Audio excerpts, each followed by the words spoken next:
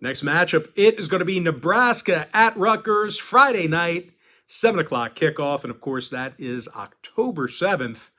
Nebraska's -3, totals 50.5. Now I really think the Cornhuskers are going to have a tough time moving the football. They're facing a Rutgers defense who's allowing only 96 yards a game on the ground. As a matter of fact, the Scarlet Knights are in the top 20 in fewest yards allowed on defense. And, of course, you have Greg Schiano last week, like a true Paisan, really giving the guy the business. You know, they were in a big argument, bench-clearing brawl, and he's like, let me tell you this right now with the two fingers like that. Anyway, you got to love that stuff. But moving on, Robert Longerbeam, he has a pair of interceptions along with a forced fumble from that secondary. Meanwhile, linebacker Tyreen Powell, he has 26 tackles and 3 sacks.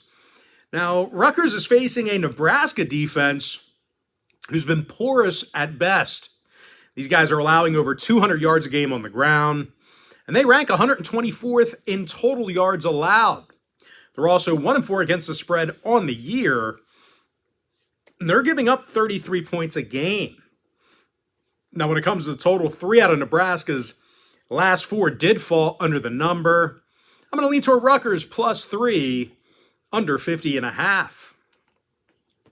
Next matchup, Houston, Memphis, 7:30 East. Memphis is -3, total 57.5.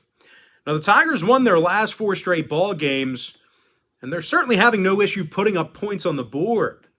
These guys are averaging just about 35 points a game, and they're led by quarterback Seth Hennigan, who's thrown for 9 touchdowns and just 1 interception.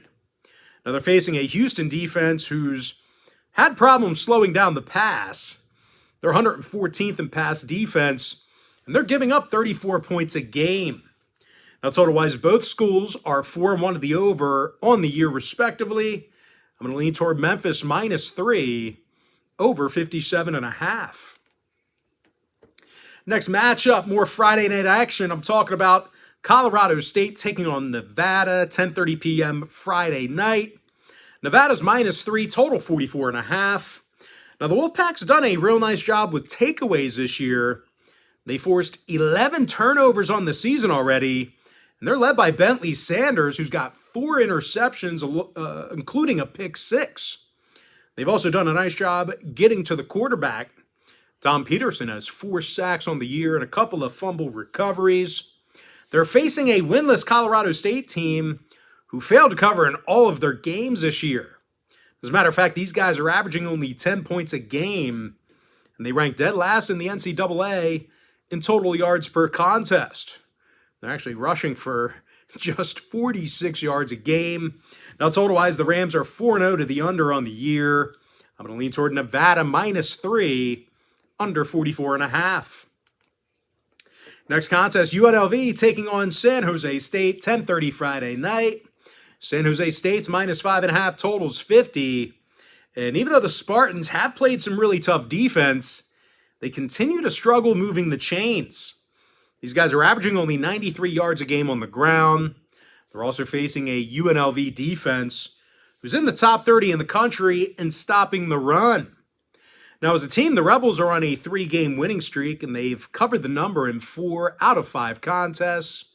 This Nevada offense is averaging 38 points a game, and they're led by quarterback Doug Brumfield, who's thrown only a pair of picks, only 2 picks, and he's accounted for 13 total touchdowns. They're also led by running back Aiden Robbins, who's scored 9 total TDs, and he averages over 100 yards a game rushing.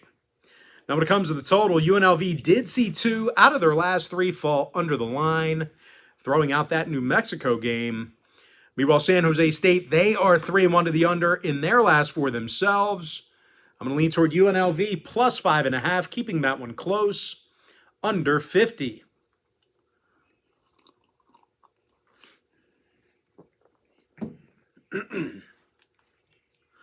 All right, next ball game, little Saturday action here for you. I'm talking about Michigan at Indiana. Saturday, October